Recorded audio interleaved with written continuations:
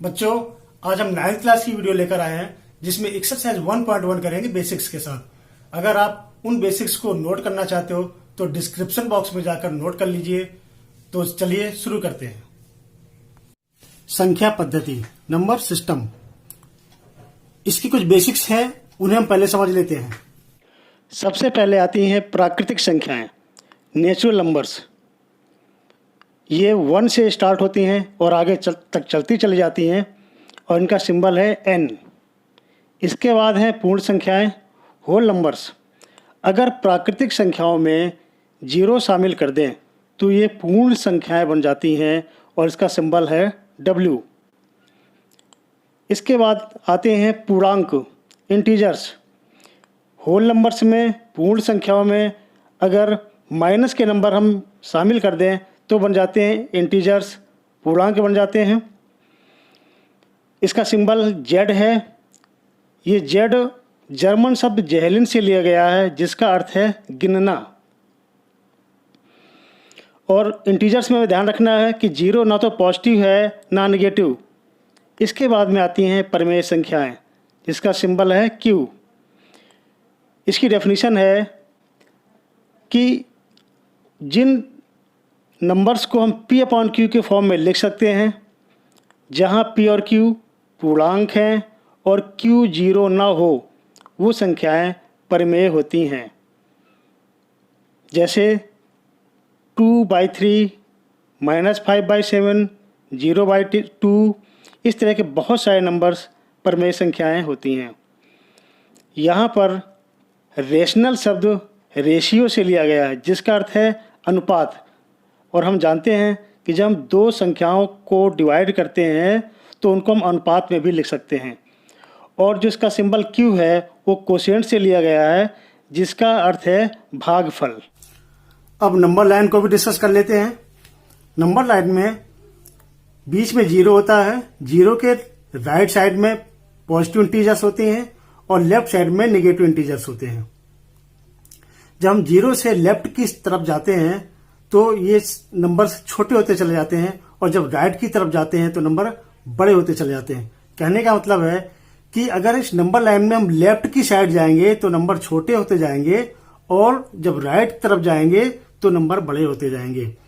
बीच में 0 है, इस 0 का कोई साइन नहीं होता, ना प्लस ना माइनस। इसके बाद अब हम देखते हैं अपरिमेय संख्याएं, इरेशनल नंबर्स। ये क्या है? जिन्हें हम P/Q के रूप में नहीं लिख सकते, अर्थात इन्हें पूर्णांकों के अनुपात, रेशियो ऑफ इंटीजर्स में नहीं लिखा जा सकता। सरल भाषा में हम कह सकते हैं कि जो संख्याएं परिमेय ना हो वो अपरिमेय होती हैं। जैसे √2, √3, √5, √7, √11, इस टाइप से पाई और 0.10, 11, 0, 111, इस पैटर्न की बहुत सारे नंबर्स होते हैं। तो बहुत सारी इरेशनल नंबर्स होती हैं जिन्हें हम लिख सकते हैं। और एक बात और याद रखना है कि दो परिमेय संख्याओं के बीच में अनेक परिमेय संख्याएं होती हैं। अब एक्सरसाइज 1.1 शुरू करते हैं। क्वेश्चन नंबर 1 है, क्या 0 एक परिमेय संख्या रेशनल नंबर है? क्या इसे P/Q के रूप में लिखा जा सकता है जहां P और Q पूर्णांक हैं और Q is not equal to 0? पहला है कि क्या 0 एक परिमेय संख्या है? 0 एक परिमेय संख्या, ये क्वेश्चन पूछा है। उसके लिए हम फिर से अपनी परिमेय संख्या की डेफिनेशन में आते हैं। यहां पर हम ये देख रहे हैं कि P और Q पूर्णांक है, तो चलो 0 पूर्णांक हो गया। Q is not equal to 0। Q is not equal to 0 मतलब नीचे डिनोमिनेटर में 0 नहीं होना चाहिए। तो इस तरह से 0 पूर्णांक है और इसके डिनोमिनेटर में हम कुछ भी लगा दें तो वो परिमेय संख्या बन जाएगी। तो इसका आंसर हो गया कि हाँ, 0 एक परिमेय संख्या है। फिर क्या इसे P/Q के रूप में लिखा जा सकता है? तो ये भी हो गया कि हाँ, लिखा जा सकता है। और ये है 0.2, 0.-3, 0.1 और भी बहुत सारी संख्याएं हम इस तरह से लिख सकते हैं। क्वेश्चन नंबर 2 है, 3 और 4 के बीच 6 परिमेय संख्याएं ज्ञात करो। 6 परिमेय संख्या ज्ञात करने में 3 और 4 के बीच में। बच्चों, इस प्रकार के क्वेश्चन को सॉल्व करने के दो तरीके बताएंगे हम। पहला तरीका इस क्वेश्चन में बता देते हैं और जो दूसरा तरीका है उसको हम क्वेश्चन नंबर 3 में बता देंगे। तो चलिए इसको शुरू करते हैं। संख्याएं हैं 3 और 4। 6 प्रमेय संख्या ज्ञात करना है। सबसे पहले हम क्या करेंगे कि इसमें हम डिनोमिनेटर लगाएं, क्योंकि अभी ये प्रमेय संख्या नहीं है, अभी ये पूर्णांक के रूप में है। अपॉन 1 लगा के और इसमें भी अपॉन 1 लगा के इनको हमने रेशनल बना लिया, प्रमेय बना लिया। अब हमें 6 संख्या ज्ञात करनी है इनके बीच की। तो एग्जैक्ट 6 ज्ञात करने के लिए जो तरीका है कि 6 ज्ञात करना है तो इससे एक ज्यादा से इनमें मल्टीप्लाई कर देंगे ऊपर नीचे। अगर मान लो को 5 ज्ञात करना होता तो 6 से मल्टीप्लाई कर देते। तो 6 ज्ञात करना है तो 3 × 7 अपॉन 1 × 7 और 4 × 7 अपॉन 1 × 7। इस तरह से हमने एक नंबर बढ़ा के इनको मल्टीप्लाई कर लिया। तो ये हो गया 21/7 और 28/7। अब इनके बीच में एग्जैक्ट 6 प्रमेय संख्याएं ही निकलेंगी। तो देखते हो कौन कौन सी होंगी बीच की 6 संख्याएं। हम लिखेंगे बीच की 6 प्रमेय संख्याएं इक्वल टू उनके बीच की लेनी है। तो 22/7, 23/7, 24/7, 25/7, 26/7 और 27/7।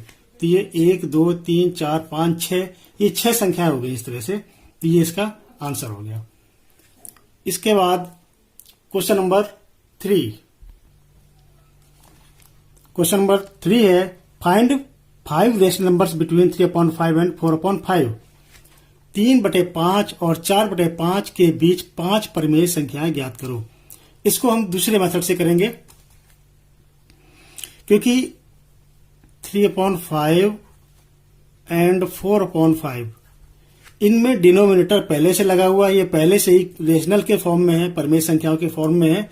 इसलिए इसमें हमें स्टार्टिंग में कुछ नहीं करना, सीधे सीधे हम इसका सोल्यूशन स्टार्ट करते हैं। अब एक दूसरा तरीका हो गया कि इसमें न्यूमरेटर और डिनोमिनेटर ऊपर और नीचे दोनों में ही 10 से मल्टीप्लाई कर देंगे। 3 × 10 अपॉन 5 × 10, 4 × 10 अपॉन 5 × 10।